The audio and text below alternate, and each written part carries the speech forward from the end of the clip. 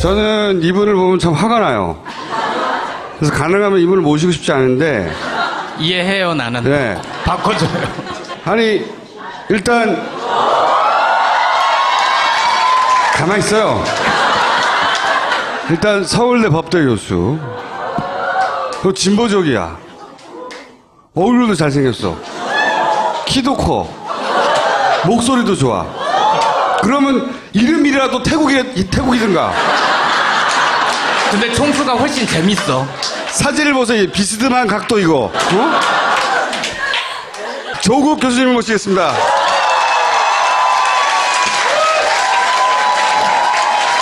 조국 교수님은 말이죠. 사진을 찍으면은 보통은 이렇게 찍어요.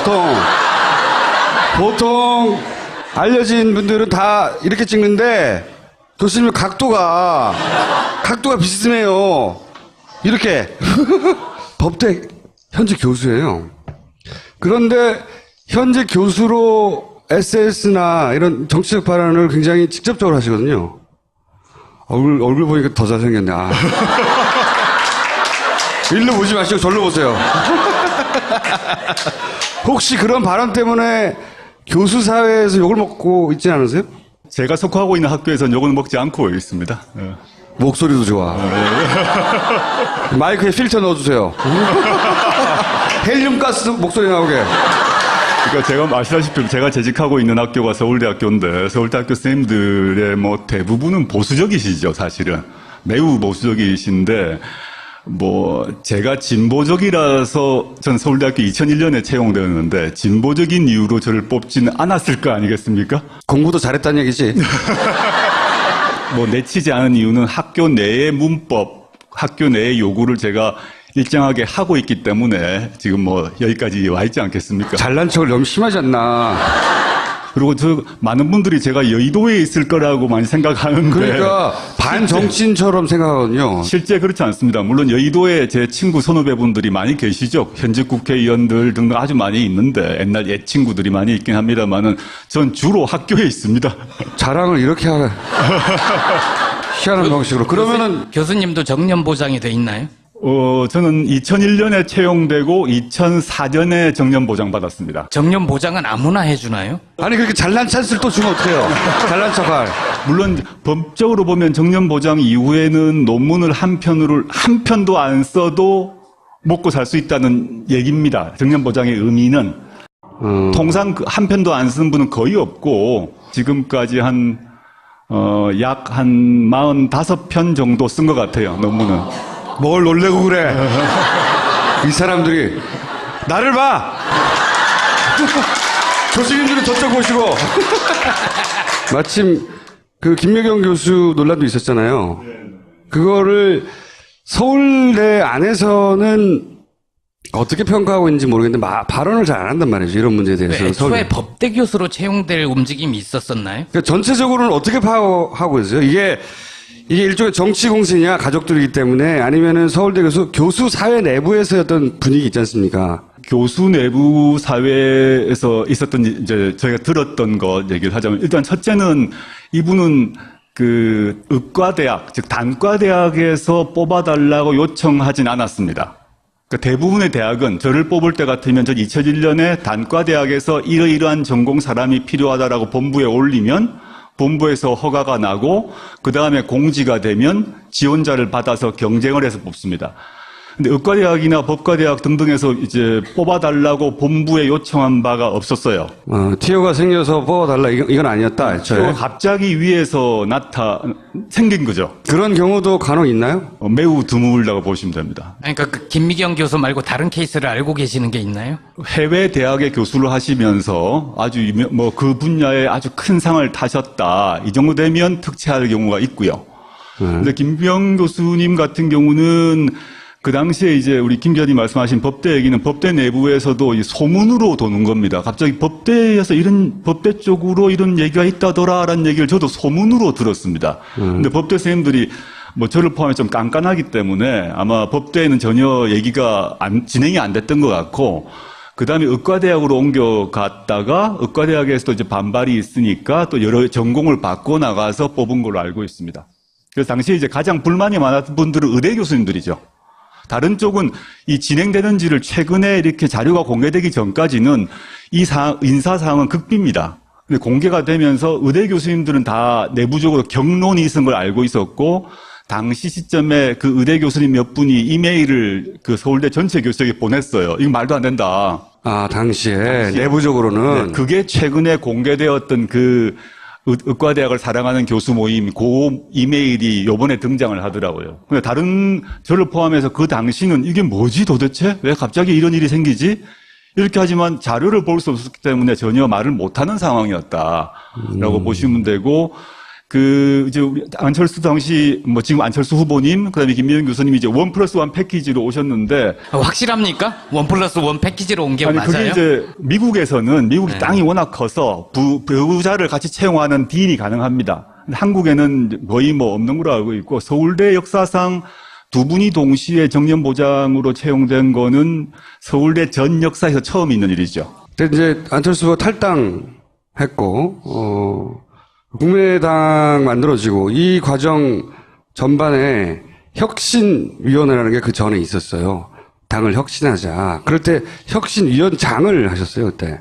장으로 제안받았는데 제가 거절하고 김상곤 위원장님이 하는 게 맞다고 해서 저는 위원이었습니다. 그때 무슨 워딩을 그때 날리셨냐면 제가 기억하는 게 안철수는 차라리 탈당해라. 실제로 탈당했잖아. 이 사단을 만든 책임자 중에 하나예요. 그때 무슨 일이 있었는지 전후 사정을. 당시 이제 문재인 대표가 당대표였죠. 근데 흔들기가 계속되는 상태에서 그 당을 혁신하겠다고 해서 혁신위원장을 모신다고 했을 때 맨 처음에 얘기를 했던 사람은 안철수 그 당시 의원이었습니다. 근데 안 의원이 거절하셨고, 또 저에게도 그런 얘기가 와서 저는 안 된다라고 거절하고 혁신위원으로 들어갔는데, 그래서 이제 혁신안을 만들었습니다. 계속 10차에 걸쳐서 계속 만들었는데, 그 만든 모든 혁신안은 당시 새정치민주연합의 그 당무위원회, 중앙위원회 등등 모든 공식적 절차를 다 거쳐서 토의를 하고 난 뒤에 압도적 다수로 통과가 됩니다. 그게 지금의 당헌 당규입니다. 이게 마음대로 우물딱주물딱해서 당헌 당규를 만든 게 아니라 모든 공식 절차를 다 지키고 토론을 다 거치고 했는데 통과가 됐는데 갑자기 그게 틀렸다고 하시고 이게 필요 없고 전당대회 새로 해야 된다라고 계속 안 의원이 하시는 겁니다. 그 논쟁하는 자리에 안철수 의원은 당시 안 오셨잖아요. 제가 정말 답답한 일이죠. 왜냐하면 이제 안철수 의원님은 그 지금 말하는 의원총회, 당무위원회, 중앙위원회 모두 출석해서 발언할 수 있는 권리가 있습니다. 근데 그 자리엔 전혀 안 오세요. 안 오시고 결정이 나면 그날 오후에 틀렸다고 하세요. 그러니까 왜 나한테 안 물어보고 그렇게 결정하냐 이런 생각을 저는 하는 거예요. 물론 이제 안철수 의원님이 그 당시도 굳이 얘기하면 큰 그 세력의 수장이실 수 있는데 그때 저는 당시 느낌으로 이제 탈당을 준비하시는구나라는 느낌이 들었습니다. 그래서 제가 그 말을 질렀을 때 주변 사람들이 심한 거 아니냐라고 많이 욕을 먹었어요. 근데 저는 아무리 탈당하실 것 같아. 그러려면 깔끔하게 정리하는 게 맞지 않겠냐 이런 취지에서 말씀드렸죠. 몰아내신 거야. 그때 전혀 아닙니다. 저 몰아내진 않았습니다. 안철수 의원께서 당시에 탈당을 안 하시고 혁신위가 통과했던 당헌 당규에 따라서 움직이시면서 활동을 했다면 과거 이제 더민주 전당대회를 생각해 보시면 그때 거의 안희정 지사 같은 정도의 힘과 역할을 가졌을 거라고 생각합니다.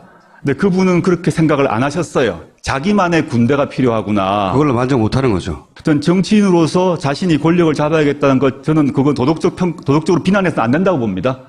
나가신 거죠. 나가셔서 새로운 당을 만드셨고, 일종의 새로운 기업을 창업하셨잖아요. 그분 표현대로. 국민의당을 창업하셔서. 은근히 디스하시는 거야. 제가 쓴 말이 아니기 때문에. 되게 점잖게 말씀하시는데 가만 듣고 보면은. 그런 정책을 하고 지난 총선까지 상당한 성과를 거두셨죠. 근데 저는 좀 비판적으로 봤던 게 그럴 수 있다 생각하지만 저는 우리 사회의 정당이 저러면 되는 거냐. 물론 비유는 할 수 없습니다만 지금 바른정당의 사람들 즉 탈영했다가 원대 복귀한 양아치들이거든요. 교수님, 양아치라는 표현. 전 정치 양아치라고 생각합니다.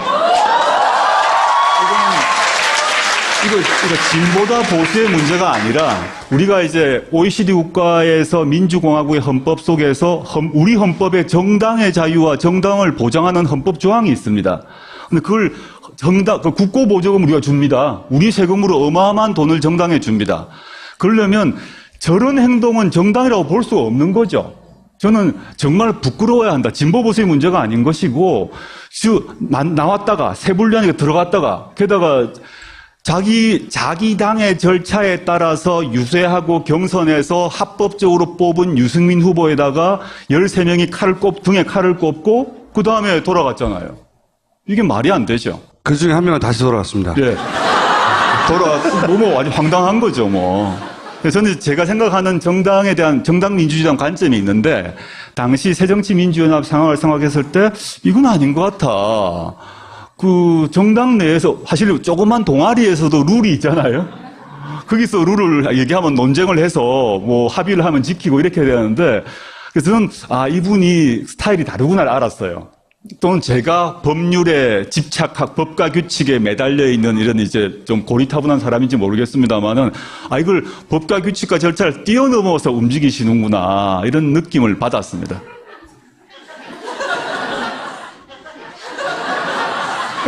또 디스인가요? 아니, 그러니까 말을 너무 잘하잖아요. 뭐 얘기하다가 말도 막히고 그래야 되는데, 이 정도면 제가 보기엔 정치를 직접 해야 되는. 정치를 왜 직접 안 하십니까? 전혀 아니고요. 그런 생각은 전혀 없어요, 앞으로? 뭐 우리 총수님이나 우리 김 기자님 아시겠습니다만 여러 가지 제안들이 많이 있었던 건 사실이고, 출마하라, 뭐 또는 이제 왜 입만 떠드냐, 실제 나와서 해보지, 뭐 여러 가지, 즉 왼쪽 오른쪽 모두에서 비판이 있는 것 같습니다. 한쪽은 입을 닫아라라는 거죠.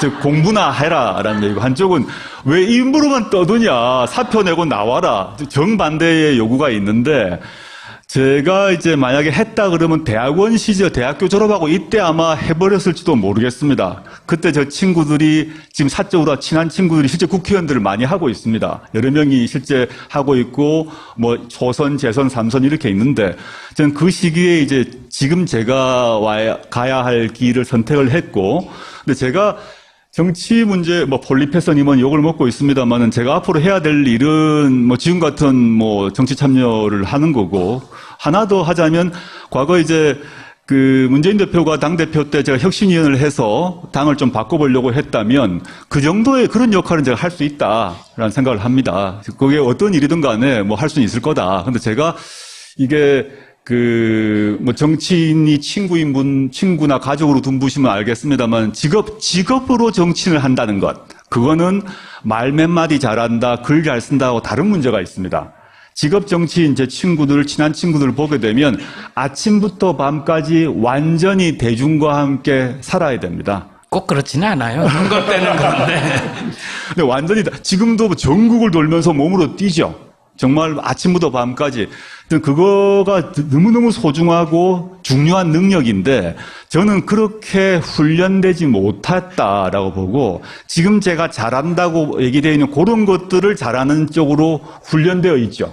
2012년에는 문재인 후보 지지 유세도 꽤 많이 하지 않으셨나요? 이번에도 좀 하셨나요? 12년엔 전국 돌았죠, 사실은요. 네. 2012년 때는 제가 작정하고, 뭐, 광화문 유세도 했을 뿐만 아니라 전국을 다 돌았고요. 요번에는, 전국을 돌지는 않고 있고 조금씩 하고 있는데, 지금은 저는 이렇게 생각합니다. 그때와 다르게 뉴페이스가 필요한 시대다. 문재인 후보를 위해서. 저도 TV 찬조 연설을 하긴 했는데, 2012년에는 국내용을 했습니다. 근데 이번에는 아마 못 보셨겠습니다만 재외 동포용을 했습니다. 해외에서 먹히는 얼굴이라는 거죠. 기분이 나빠요, 나는 이런 게 다. 가만히 듣다 보니까 이제 국회의원 총선에는 안 나가실 것 같고, 제가 보기에는 이제 유시민 작가하고 이 암투가 벌어진 게 아니냐. 총리는 내가 할 수 있지 않냐. 저는 만약에 그렇게 물망에 오를 경우에 정청래 의원과 함께 결사 반대하겠습니다. 가까이서 본 문재인 후보는 대통령감이 맞나요? 제가 청년 시절의 대통령의 모습은 뭐였나 하면, 그 오른쪽으로는 박정희가 있는 거죠. 그 왕이었어요. 저는 그 종신왕이라고 생각했죠. 제 고등학교 시절까지. 대통령이 바뀐다는 걸 상상을 하지 못하고 살았어요. 근데 갑자기 총 맞았는 상황이지만. 근데 반대편은 김영삼, 김대중 이런 분이 계셨고 그분들도 카리스마가 엄청났습니다. 근데 그 뒤로 이제 이어서 여러분들을 봤습니다만 우리가 노무현 대통령을 봤지 않습니까? 이제 노무현 대통령의 스타일은 다 아실 건데 우리가 이제 과거 카리스마가 강한 이런 대통령에 익숙한 것 같습니다. 리더십도 그렇게 보는 것 같습니다. 그 점에서는 문재인 후보가 그런 카리스마를 안 갖고 계세요. 그리고 저는 김대중 대통령이나 노무현 대통령에 비하면 말씀도 잘 못합니다. 그분들에 비하면 그 토론 이런 것들 촌철살인 애드립 잘 못하시는 분이라고 제가 보입니다. 근데 제가 가만히 보니까 왜 지금 시대에 사실은 2012년도 마찬가지지만 지금 시대에 이런 분이 필요할까 생각했는데 몇 가지 갖고 있는 덕성이 있습니다. 그러니까 DJ나 노통이 갖지 못한 덕성일 수도 있는데 제가 혁신위원을 하면서 한 8, 9개월 동안 당 최고위원 회의를 계속 제가 참석을 했는데요. 공식 회의 안팎에서 보게 되면, 첫 번째 덕성이 뭐냐면 경청력입니다. 자기한테 좋은 소리건 싫은 소리건 너무 잘 들어줘요. 계속 들어줍니다. 그 다음에 이게 같은 얘기기도 한데, 자기한테 싫은 소리하고 막 이제 흔드는 것, 이 인내력이 아주 강해요. 생각보다 인내력이, 어떻게 봐서 사람들이 이제 신사다, 점잖다, 이렇게 실제 그러하신데, 신사다, 점잖다, 이런 것이 이제 무골호인이다, 이런 의미가 아니고, 아주 잘 참아요. 잘 참고 가만히 있고, 눈만 껌뻑껌뻑, 이렇게 이분이 눈을 껌뻑껌뻑 하면 참는다는 얘기라고 생각하시면 됩니다. 제가 가까이서 이렇게 보면, 또 화가 나면 눈을 갑자기 크게 이렇게 소처럼 이렇게 떴다가 깜빡 이런 습관이 이렇게 하지 않습니까? 근데 홍준표다, 노통이다, 좌우가 다르지만 바로 말로 카운터 펀치를 날린다면 문의 특성은 막 공격이 나오고 화가 나도록 하면 말을 하지 않고 보통 이렇게 눈을 그러니까 껌뻑껌뻑 하면 그때 사귀는 거죠. 그때 이렇게 사귀었다가 말을 하는. 그 다음에 하나 더 말씀드리고 싶은 거는 아까 대통령의 덕성인데 엄청난 원칙주의자입니다. 매우 원칙주의자입니다. 아까 신사란 이미지 때문에 그냥 이렇게 악수 잘하고 할 것 같습니다만은 다른 말로 하면 고집이 센 거죠. 고집이 셉니다. 원칙주의자란 말은 제가 혁신위원 할 때만 생각해 보게 되면 위원을 제가 받아들이는 조건으로 그 당시 문 대표님에게 우리 혁신안을 만들게 되면 문 대표님 또는 문 대표님 사람도 날아갈 가능성이 있다. 그에 대해서 간섭할 거냐 안 할 거냐에 대해서 간섭하지 않겠다는 걸 지켜달라라고 얘기했습니다. 일체 전화해가지고 이건 좀 봐줘라 이런 거 있을 수 있잖아요. 언론이 나지 않지만 근데 저한테 혁신위원 그 전체 기간 동안에 7, 8개월 동안에 한 번도 전화를 안 했습니다. 안 친한 거 아니에요?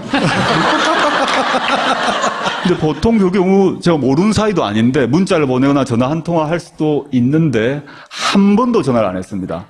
그리고 그 뒤로 보더라도 이제 혁신안이 통과되느냐 마느냐를 가지고 거의 분당 직전에 왔을 때 당시에 문 대표가 뭐라고 그랬냐면 당원 전체 전당원 투표를 걸겠다.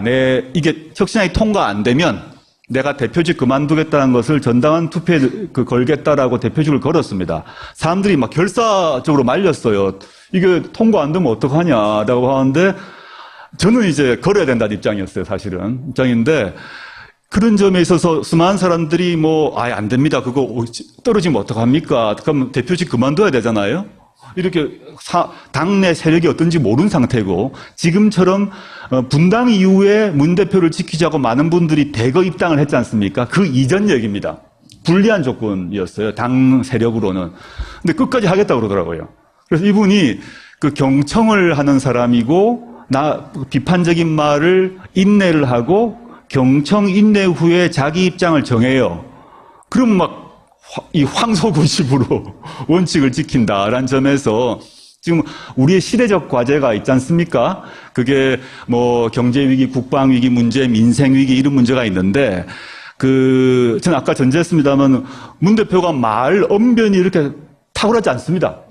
그런데 이 사람이 말이 끊어지기도 하고 뭐 중언부언하기도 합니다만은 저 사람이 뭔가 내가 하겠습니다라고 하는 게 있어요. 그건 무조건 할 사람이다라고 저는 믿어 의심치 않습니다.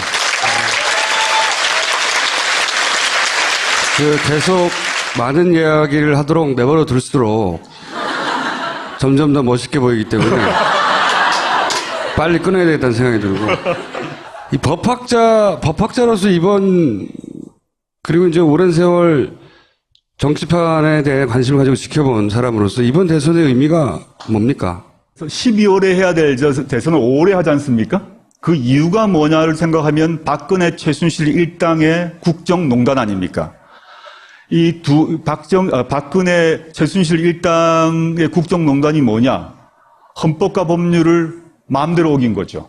전 법학자로서 물론 일반 시민들도 분노했겠습니다만 법을 가르친 사람으로서 이건 말도 안 되는 얘기를 한 겁니다. 이제 권력을 가진다는 얘기는 뭐냐 하면 우리가 투표로 대표를 뽑는다는 얘기는 그 사람에게 인사권, 그 다음에 국민 세금의 사용권을 5년간 주는 겁니다. 근데 그걸 헌법과 법률을 완전히 어긴 상태에서 만들어서 나라꼴을 시쳇말로 개판으로 만들어 둔 거죠. 그러니까 진보 보수의 문제를 떠나서 저는 이번 대선의 역할은 헌법 정신을 바로 세우는 것이죠. 이게 진보 보수의 문제로 됐다면 탄핵 자체가 불가능했을 겁니다. 바른정당의 사람들이 탈당해가지고 바른정당을 만들어가지고 탄핵에 동참했지 않습니까? 물론 이제 홍준표 쪽에 자유한국당은 얘기할 필요가 없으니까요. 그래서 이걸 정말 우리가 앞으로 5년 동안 문재인 후보가 대통령이 된다 그러면 5년간 할 수 있는 일이 공약을 다 지킬 수 있을 것인가? 쉽지 않다고 봅니다. 아무리 문재인이라 하더라도. 저는 문재인 대표가 되시고 그 뒤에 또 5년 또 그 다음에 5년 이렇게 해서 요번 2017년에 문재인 후보 입에서 나왔던 공약, 우리 여러분들이 받았던 공약집이 완성되고 실제 실현되려면 10년 이상 걸릴 거라고 봅니다. 근데 지금 시점에 문재인 정권이 해야 될 일은 가장 기본적으로 나라의 뿌리를 새로 박는 거죠. 기둥을 새로 잡는 걸 먼저 하고, 그게 이제 1차적인 것 같고요. 법학자 입장에서는. 그의 기초에서 두 번째는 저는 민생위기라고 봅니다. 이 민생이 워낙 안 좋은 상태이기 때문에 저는 국가의 안보 문제나 이 문제는 다르게 외교적으로 처리할 거라고 보고, 우리가 외교 문제를 우리가 나서서 해결할 수는 없지 않습니까? 그거는 이제 청와대와 외교부 등등에서 할 거라고 믿어 의심치 않고요. 당장 우리의 삶을 바꾸는 그런 대통령이 돼야 될 것 같고, 그거는 임기 초기 3년에 빨리 해야 될 것 같아. 왜냐하면 아무리 우리 사회에서 뭐 위대한 분이 대통령이 되더라도 5년차 임기가 5년이기 때문에 4년차 들어가면 힘이 빠지거든요. 그래서 초기 3년에 빨리 법과 원칙을 세우고 그다음에 민생 문제를 해결하고 이런 걸 하면 사람들이 법과 원칙을 세우고 나의 삶이 달라졌다라고 보면 이 사람 말고 그다음 사람에게도 한번 맡겨보지 않겠습니까? 그러면 또 한 10년 가는 거죠. 민주개혁 세력의 장기 집권을 꿈꾸십니다. 전 뭐 아주 강력히 꿈꾸고 있습니다. 저는 이게 안철수 후보께서 말씀하시는 게 과거와 미래의 대결이라는 얘기 많이 말씀하시고 참 좋은 말이라고 생각합니다. 근데 저는 이제 구호보다 사람을 봐야 되는데, 여기는 문재인 후보가 있고 안희정이 있고 이재명이 있고 박원순이 있고 김부겸이 있고 등등등이 있다면, 여기는 안철수 후보 말고는 박지원, 손학규, 김종인 이런 분들이 계신데 어느 쪽이 미래인가? 단어로서의 미래가 아니라 우리는 모든 정책과 비전은 사람을 통해서 실현되는데, 미래를 담보할 수 있는 사람이 어디에 있는가? 전 단순히 이제 그 미래가 육체적 나이를 가지고 얘기하지 않습니다. 나이가 많더라도 DJ 훌륭하시죠. 근데 그분들이 하시는 비전이 갖고 있는 생각, 행동 등이 그냥 대표적 인물을 비교를 해보자는 겁니다. 우리의 미래를 누구에게 맡길 것이냐? 저는 1%의 재고 없이 저는 지금 아까 말했던 더민주에게 미래가 있다라고 생각합니다. 그렇게 감정적으로 말씀을 하시면 심상정 후보가 좀 섭섭하지 않으실까요? 저는 심 후보님 또 노회찬 의원님, 사적으로 제가 노회찬 의원 후원회장입니다. 잘 많이 모르시는데, 제가 이제 민주당, 더민주에 있는 친구분들, 제 친구 후배들, 근데 뭐, 제자에 해당되면 박주민 의원도 제가 후원회장인데, 뭐, 여러 사람이 있어요. 근데 노회찬 의원하고도 제 관계가 오래 전부터 좋은 사이입니다. 오래 전부터.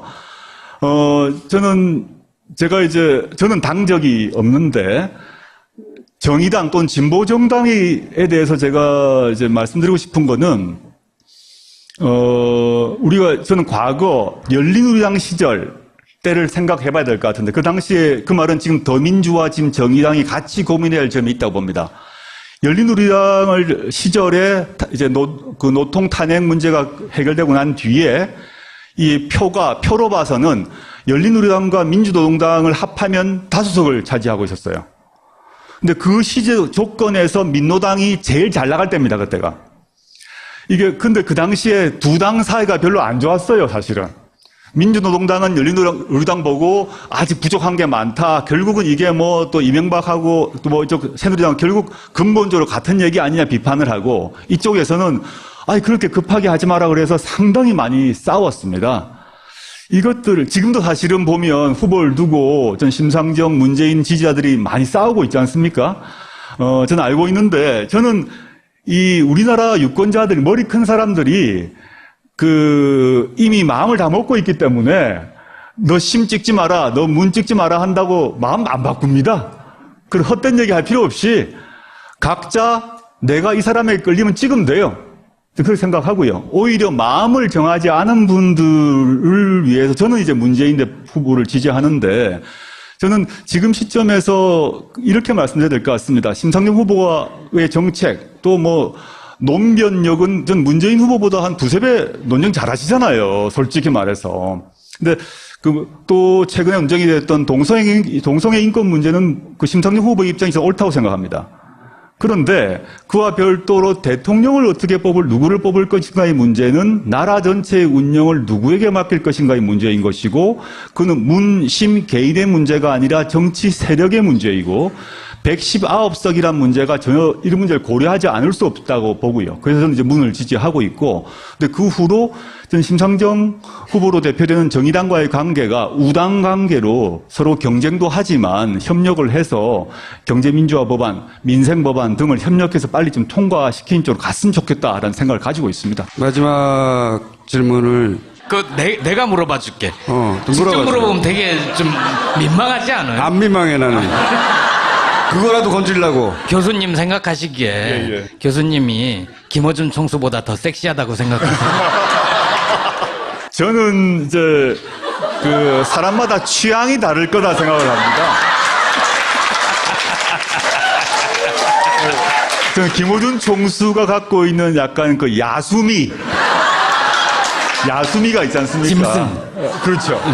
화풍에도 야수파가 있지 않습니까?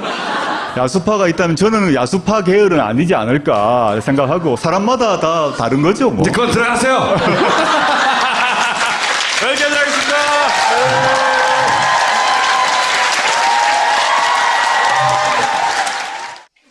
PPL입니다. 두 바보의 재무설계. 가치관은 저마다 다릅니다.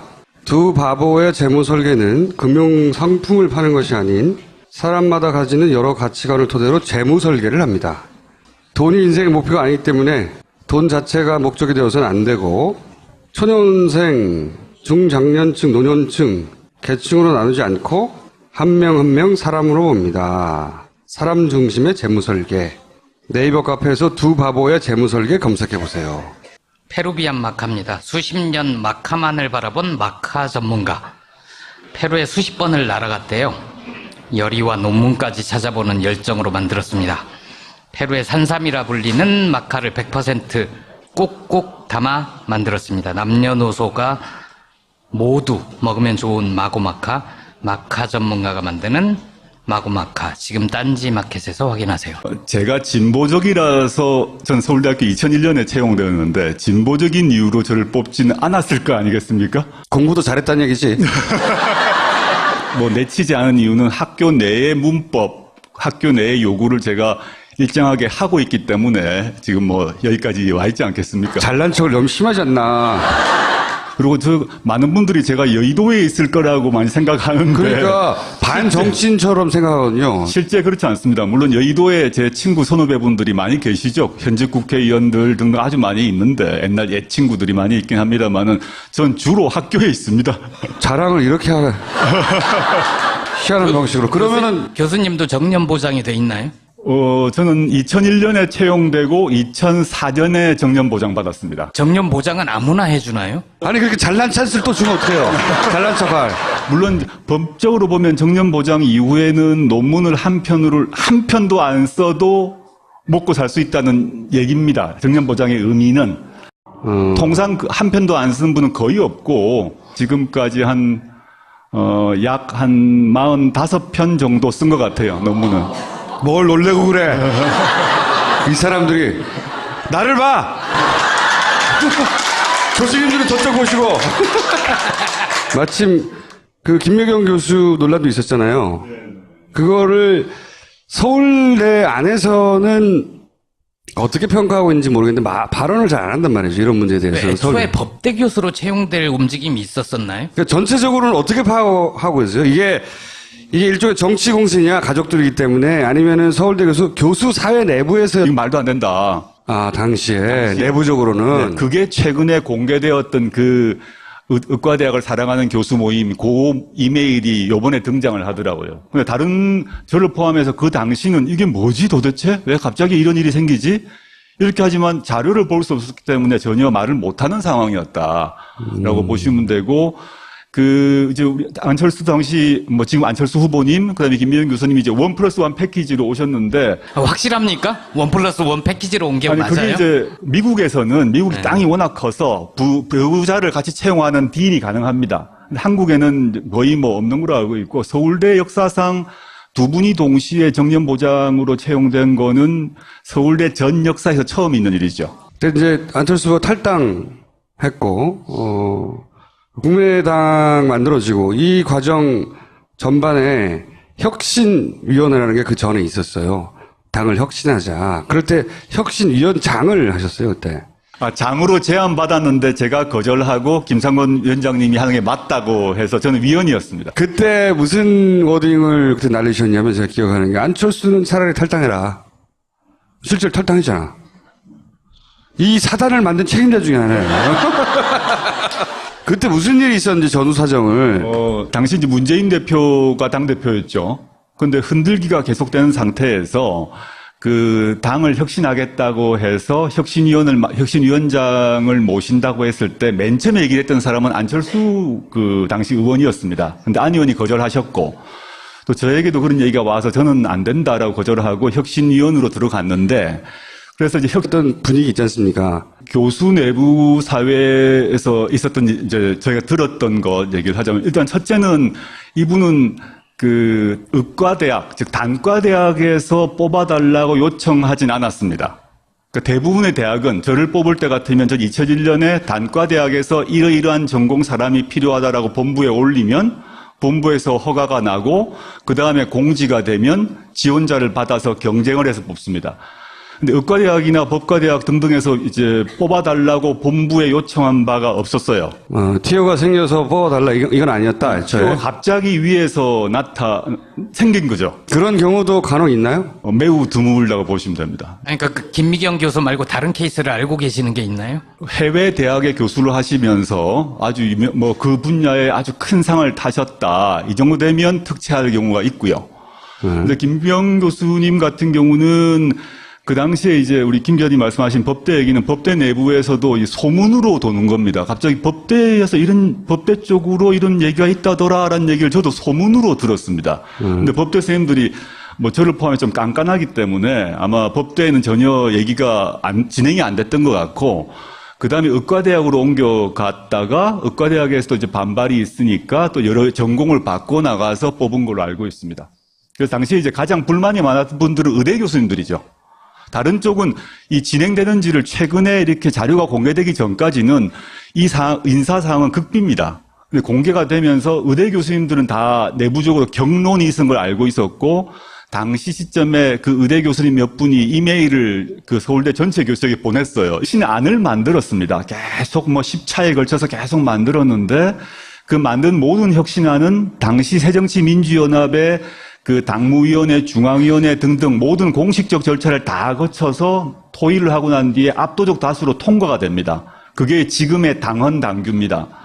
이게 마음대로 우물딱주물딱해서 당헌 당규를 만든 게 아니라 모든 공식 절차를 다 지키고 토론을 다 거치고 했는데 통과가 됐는데 갑자기 그게 틀렸다고 하시고 이게 필요 없고 전당대회 새로 해야 된다라고 계속 안 의원이 하시는 겁니다. 그 논쟁하는 자리에 안철수 의원은 당시 안 오셨잖아요. 제가 정말 답답한 일이죠. 왜냐하면 그 이제 안철수 의원님은 그 지금 말하는 의원총회, 뭐 당무위원회, 중앙위원회 모두 출석해서 발언할 수 있는 권리가 있습니다. 근데 그 자리엔 전혀 안 오세요. 안 오시고 결정이 나면 그날 오후에 틀렸다고 하세요. 그러니까 왜 나한테 안 물어보고 그렇게 결정하냐 이런 생각을 저는 이게 하는 거죠. 물론 이제 안철수 의원님이 그 당시도 뭐 굳이 얘기하면 큰 그 세력의 수장이실 수 있는데 그때 저는 당시 느낌으로 이제 탈당을 준비하시는구나라는 느낌이 들었습니다. 그래서 제가 그 말을 질렀을 때 주변 사람들이 심한 거 아니냐라고 많이 욕을 먹었어요. 근데 저는 아무리 탈당하실 것 같아. 그러려면 깔끔하게 정리하는 게 낫지 않겠냐 이런 취지에서 말씀드렸죠. 몰아내신 거야. 그때 전혀 제가 몰아내진 않았습니다. 안철수 의원께서 당시에 탈당을 안 하시고 혁신위가 통과했던 당헌 당규에 따라서 움직이시면서 활동을 했다면 과거 이제 더민주 전당대회를 생각해 보시면 그때 거의 안희정 지사 같은 정도의 힘과 역할을 가졌을 거라고 생각합니다. 저는 이분을 보면 참 화가 나요. 그래서 가능하면 이분을 모시고 싶지 않은데 이해해요 나는. 네. 바꿔줘요. 아니 일단 가만히 있어요. 일단 서울대 법대 교수. 너 진보적이야. 얼굴도 잘생겼어. 키도 커. 목소리도 좋아. 그러면 이름이라도 태국이든가. 근데 총수가 훨씬 재밌어. 사진을 보세요. 비스듬한 각도 이거. 조국 교수님을 모시겠습니다.